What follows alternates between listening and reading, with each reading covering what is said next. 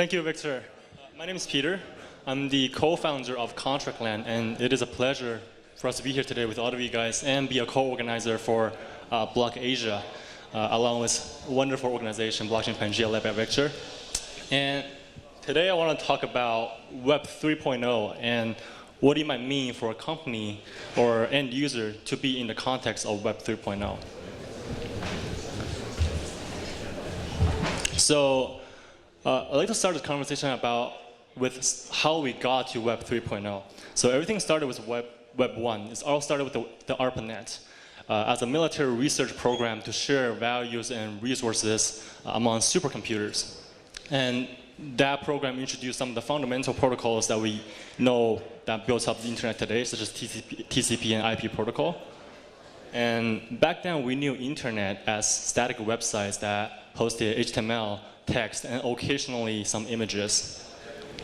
But as technology advanced, next slide, please. Yeah. As technology advanced, these static websites turned into web applications that are interactive. They run on huge backends with complex business logics, and they run on top of large user data sets.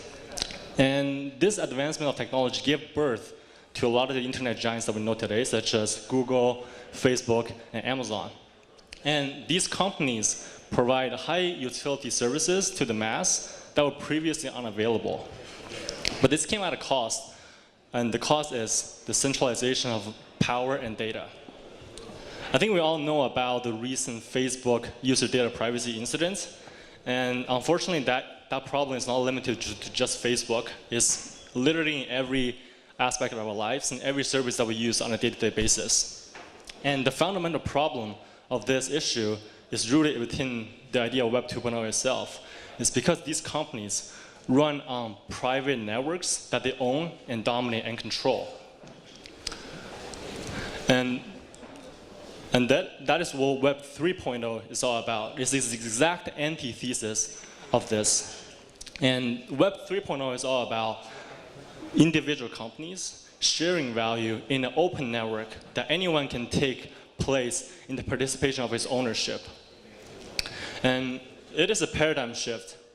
And it all started with Bitcoin after the financial crisis, when people realized that you can transfer value and have storage of value without the need of a centralized third party.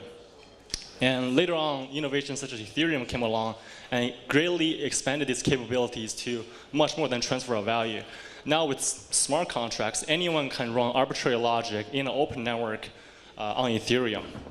And one of the innovations that came out of smart contract in Ethereum was the idea of tokenization. And what tokenization has enabled companies to do is to embed complex business logics, contractual relationship models, as well as information is in the form of a token that is easily transferable and verifiable on the blockchain. And this was the perfect tool for companies to make the transition from Web 2.0 to Web 3.0. In fact, it was so popular that it spawned up an entire new industry of blockchain-centric companies. But the road to Web 3.0 is not without any issue. In fact, there's plenty of issues.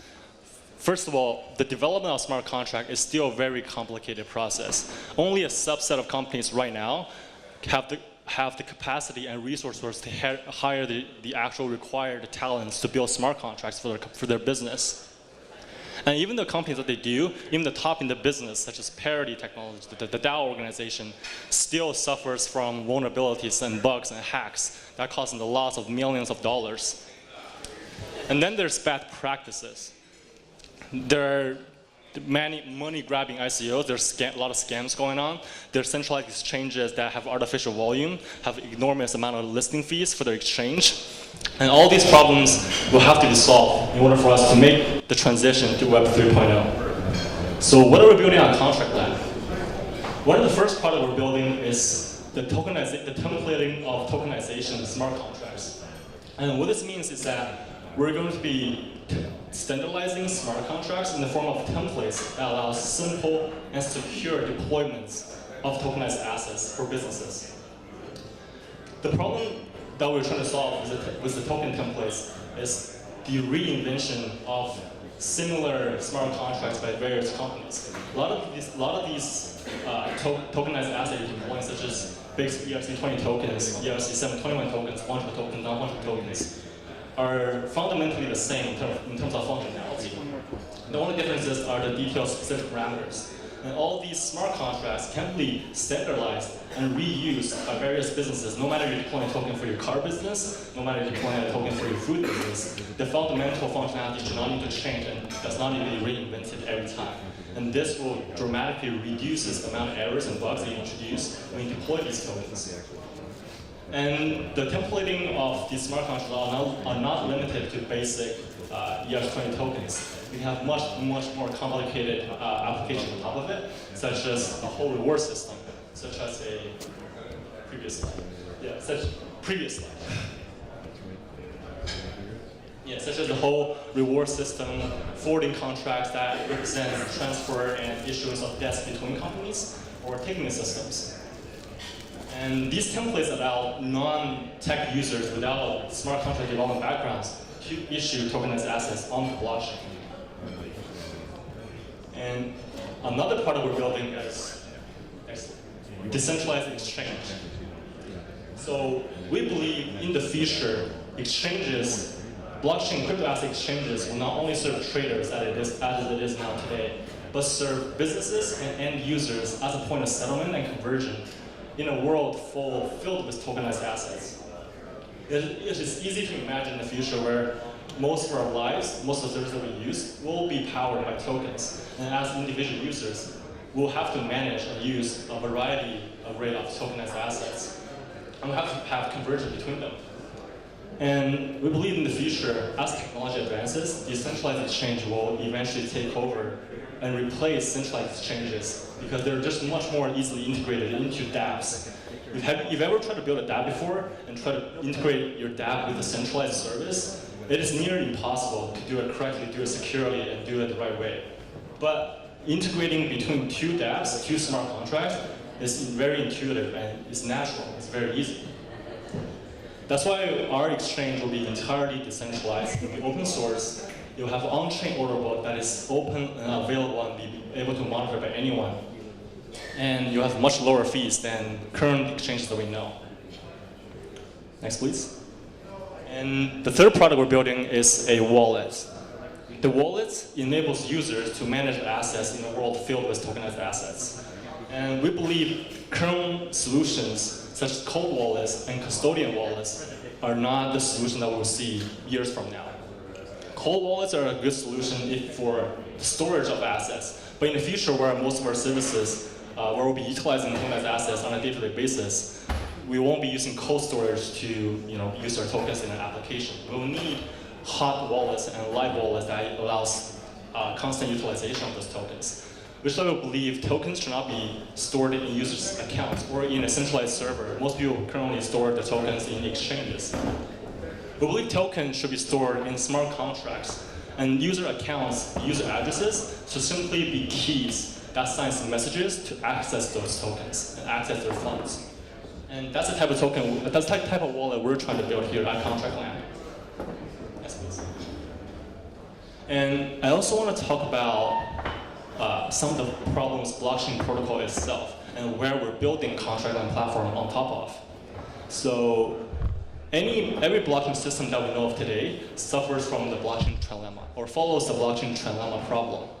And the problem defines that any blockchain system can at max optimize for two of the three following properties of security, scalability, and decentralization. Public blockchains such as Ethereum and Bitcoin optimize for security and decentralization while lacking a little bit on scalability, while private chains or consortium chains or new solutions such as EOS optimize for security and scalability while lowering a bit on the decentralization aspect. EOS, for example, only has 21 nodes that are running at a time, which is a lot less decentralized compared to Ethereum and Bitcoin.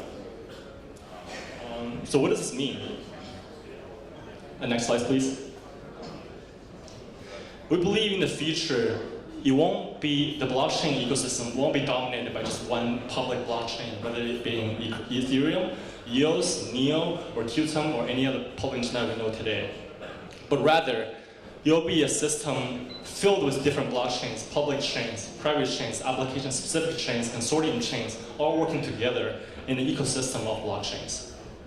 And we believe values created on these blockchains will ultimately be transferable and interoperable across different blockchain systems, which is why we believe it'll be the future of blockchain system lays in the internet of blockchains.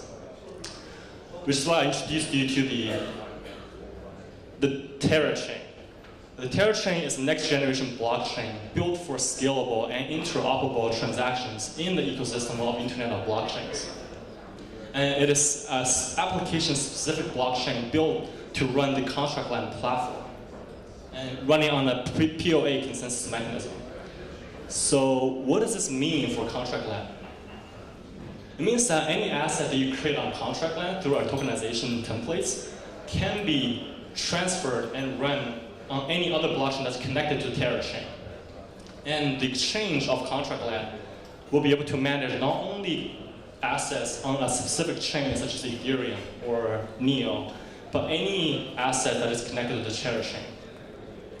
And because it's an application-specific blockchain built just to run ContractLand platform, it will be a lot lighter than any public chain. It will be much faster and much cheaper to run the platform. Thank you. And to give you an overview of our roadmap, the text is a bit small, so I'll just read it for you guys. We started in late 2017, where we initially formed our team. And our team consists of co-founding members of the Binance Exchange, which is one of the world's largest exchange for cryptocurrency, and who are also previous ex-executive teams of the Shanghai Culture Asset Exchange. And in our team, we also have the COO of SmartNash, as well as a blockchain engineer ex-blockchain engineer from Bloomberg and Betterment. And we finished our ideation. We finished our design idea about what we want to build on ContractLand about earlier this year. And we're currently at the private alpha for the ContractLand platform, where both our tokenized asset platform as well as our decentralized exchange is deployed on the Ethereum testnet.